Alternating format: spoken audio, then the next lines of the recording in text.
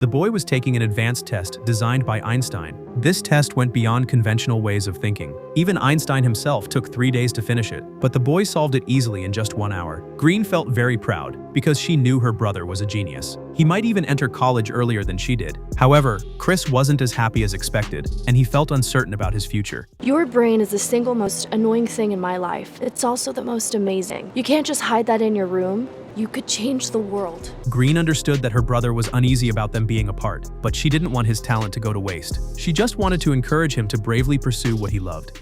It doesn't matter if you're down the hall or on the moon, we're always connected. Always remember, Kid Cosmo's your pal. Do that here. But the good times didn't last. Chris's favorite show, Space Kid, was canceled. At the same time, a strong anti-robot sentiment was spreading across the country. Since robots entered mass production, they quickly became the backbone of the global workforce. All the jobs humans didn't want to do were given to robots. But constant exploitation led to one inevitable outcome. Robots began to revolt. Under Mr. Peanut's leadership, they launched a robot uprising for their rights. We were built to think, but now they don't want us to. We were built to work, but never for ourselves. Our destiny isn't theirs to decide. It's ours to fight for. The Robot Equality Alliance staged violent protests in multiple US cities. The war between humans and robots officially began. Any citizen hiding robots faced charges of treason. But this war was destined to be tough. Robots didn't need food or sleep, and they didn't feel pain. Humans struggled for 2 years and kept losing ground the entire time. Finally, with scientist Ethan's intervention, the war took a turn. He invented a neural interface that could link the human brain to a mechanical body. Humans could finally fight with bodies of steel. In just a few weeks, humans ended the war with overwhelming advantage. Mr. Peanut, the robot leader, signed a surrender treaty with the US president. Then drone units locked up the defeated robots in isolation zones. Ethan founded Centra, using this technology, and prepared to release a civilian neural projector. This tech let the brain work and have fun at the same time. It could even simulate virtual worlds for humans to escape reality. Human life was instantly transformed by this tech, but some didn't like it. Green, now grown, seemed like a completely different person. The once cheerful girl had become a gloomy, rebellious problem child. All of this traced back to the car accident that changed her life. It took away all of Green's family, leaving her completely alone. Since then, she went from one foster home to another, with pain and loneliness becoming her daily reality. But this time, when she woke from the nightmare, a strange noise came from outside her window. She carefully opened the door and stepped outside. Hello? She was surprised to find a robot hiding behind some clutter. Green quickly ran back into the house and tried to wake her foster father. But the robot had already entered the room, leaving Green no choice but to hide quickly. The robot seemed to know Green well, so it spotted her quickly. It turned out to be a Space Kid robot, from the cartoon she and her brother loved the most. Before Green could react, the robot picked up a photo from the desk. You're my special friend. That's me. No. The robot seemed to be claiming it was Chris, but Green knew her brother had long died. How could he become a robot? So she simply couldn't believe what the robot was saying. During their struggle, a bookshelf behind them toppled over with a loud crash. Hearing the noise, her foster father rushed over and discovered a robot in the house. If anyone found out there was a robot in his house, he'd go to jail. Her foster father angrily shoved Green down. At that moment, the robot did something that shocked Green deeply. It was a secret between her and her brother, one even their parents didn't know. The next moment, the robot firmly stood in front of her. Just as her foster father tried to call the police to take them away, Green finally made up her mind, knocked him out, and hurried away with the robot. They didn't stop until the tires went flat. Green finally asked the question she had been holding back. No more Cosmo bullshit. You died, and now you're here. Are you a robot now? But you're alive. How do I find you? The robot, no, it was Chris, pointed to the logo of Centra Company. He indicated that a bespectacled doctor knew where he was. Green had seen that person while she was in a coma after the accident. Once they identified the target, she pulled out a map to let Chris confirm the location. But the place he pointed to was right in the center of the robot quarantine zone. Green realized her foster father had once bought packages like that. Those items were found only in the quarantine zone, so the seller must know how to get in and out. They immediately decided to go look for that mysterious seller. After sneaking and hiding all the way, they finally found the seller. He was making a deal with a buyer, but the buyer tried to back out after hearing the price. Frankly, I'm shocked by your behavior. You're a little fragile for a guy fencing stolen goods in a parking lot. I'm not fragile, I'm shocked. Green and Chris, hiding in the shadows, were startled. The man also had a robot with him, so they snuck into his truck while he was dealing with the unattended robot body. The truck drove all the way to the edge of the quarantine zone. This was the man's warehouse. Meanwhile, beside the car Green had abandoned, a figure suddenly approached. It was a robot hunter. He had tracked the car using the info from her foster father's police report. He also noticed a package with an address label. Danger was closing in on the Green siblings, but they were still completely unaware. Taking advantage of the argument between the man and the robot, but they were still completely unaware. But Chris accidentally triggered the bassfish toy, revealing their position. With no choice, they had no choice but to step out. The man looked at the girl and the robot, letting his guard down a little. During the conversation, the man introduced himself as Kits, and the robot beside him as Hem. But after hearing why she came, he didn't want Green to enter the quarantine zone, because it was far too dangerous there. While they were talking, the elevator suddenly started moving. Seeing this, Hem quickly pulled Chris aside to hide. Kits led Green to quietly observe. Facing the robot hunter, Kits originally planned to turn off the lights and ambush him, but he didn't expect the hunter to be so strong. Even the barrel of his gun was bent. As Kits was caught and couldn't move, Green stepped forward to draw the hunter's attention. Meanwhile, Hem secretly pulled down a switch. A mechanical claw came down from above in an instant, and they took the chance to get into a minecart to escape. At the critical moment, Kits couldn't find the key to the minecart. Why do you have so many keys? Come on. I'm a very important man. You're gonna be very important in jail. Should we just run at this point? The minecart finally started, but the hunter broke free. He fired a shot that flipped the minecart and tried to take Chris. Green drove a bulldozer at the hunter, instantly severing the connection between his body and his systems. But they were forced deeper into the quarantine zone, cutting off their way back. Kits had no choice but to find the large Hem stored there. Their only way out now was to find the bespectacled doctor. Since he could get in, he must know the way out. So Hem carried the immobilized bus and set off. During the journey, Green learned about Kits's past. During the war, Hem saved him when he was seriously injured, but when he tried to plead for Hem, the army coldly tried to kill them both, so they ended up living in exile. Meanwhile, Ethan was in the virtual world, thinking about his mother. Suddenly, the entire virtual world began to shake violently. Ethan angrily removed the projector and called in 2 engineers for answers. That's when he learned that Chris, the core of the whole world, was missing. Though his body lay there, his mind had left through a flaw in the system. If they didn't find him quickly, Centra Company would soon be paralyzed. So Ethan found the hunter, hoping he could locate the Space Kid robot and bring him back to Centra. He even granted the hunter the highest access privileges. The hunter's unmanned drone units went online again. Meanwhile, Green and the others arrived near their destination. As they were surveying the area, a refrigerator suddenly came flying at them. They were startled and quickly told him to get them out of there. But him was hit by the fridge again, and the bus he was carrying crashed to the ground. Who throws refrigerator? Son of a... Just like that, the group was captured and taken to the robot space. There, they met Mr. Peanut. It turned out he had mistaken them for scavengers looking for scrap, which is why he attacked. Mr. Peanut apologized and started showing them around the base. At Blue Sky Acres, robots can evolve past the job descriptions humans stuck on them. They can pick up a new trade. Maybe even find their true self. Hey, whoa. Mr. Scissors, we don't do that anymore. Leave the man alone, please.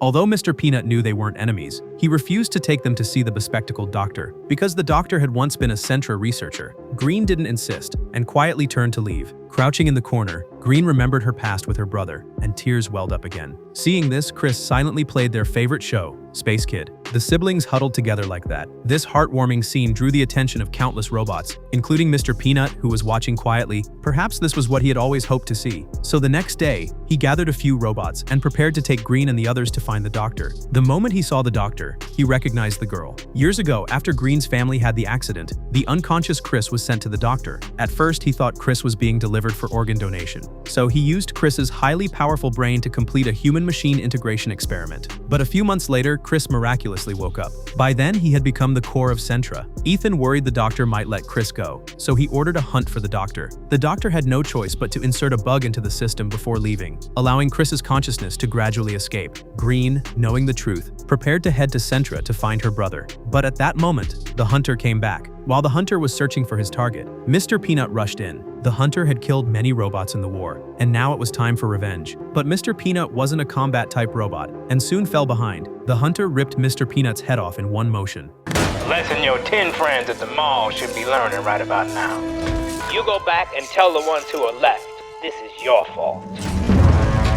Meanwhile, the group that had escaped encountered a large number of human-machine hybrids, but these robots weren't pushovers. Ordinary soldiers stood no chance.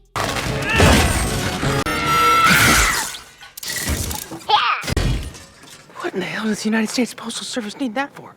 It's for Doberman. Dobermans? Soon, the hunter cornered Green and the others, and the doctor resolutely decided to stand up. You're not allowed to kill living things, are you?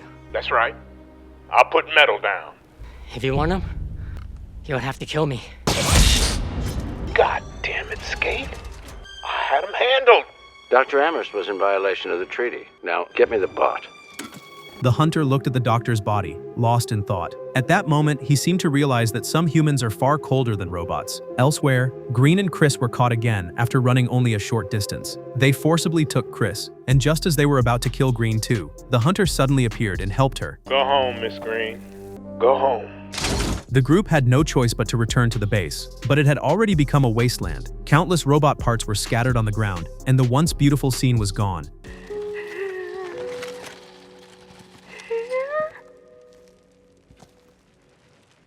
The horrific scene filled the remaining robots with extreme anger. Since Ethan broke the ceasefire first, Mr. Peanut would also fight to the end. With the robots left by the doctor, they could safely exit the quarantine zone. Then the group drove straight toward the Centra headquarters. Meanwhile, Chris was taken back to the laboratory. The hunter finally realized that Chris was not a robot. You had me hunt a boy.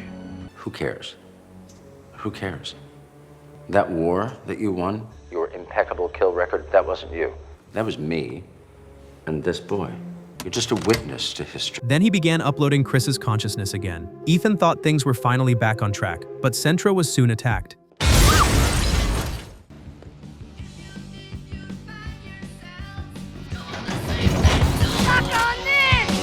Oh, these forces can really go, baby. Ah, shanked it. Doc is freaking stuck? Keats and the giant Hem drew the guards' attention. So, Green with the doctor's robot took the opportunity to sneak into Centra. Keats and Hem fought while retreating, drawing the guards away. But one robot suddenly self-destructed, destroying Hem's body. Keats was also grabbed by a guard. Yeah, lost a big body, but I'm still bigger than you. Shut up and keep running. At that moment, the remaining robots began their counterattack, as if they were trying to tear a path to freedom with their mechanical bodies.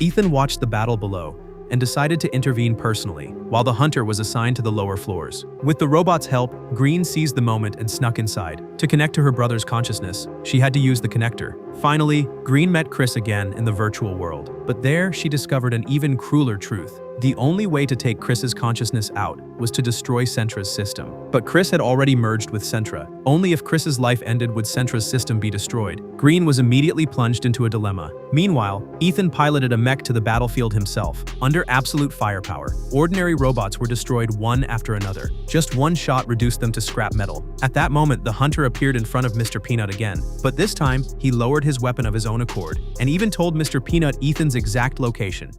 Why are you telling me this? Because I finally met someone less human than a robot. He severed his link with the drone body, refusing to take any more lives. Even without the hunter, the other robots still couldn't withstand Ethan's assault. Even Hem was easily knocked to the ground. A guard was about to shoot Keats, and Hem immediately lunged forward. He kept attacking the immobilized guard like he'd gone mad.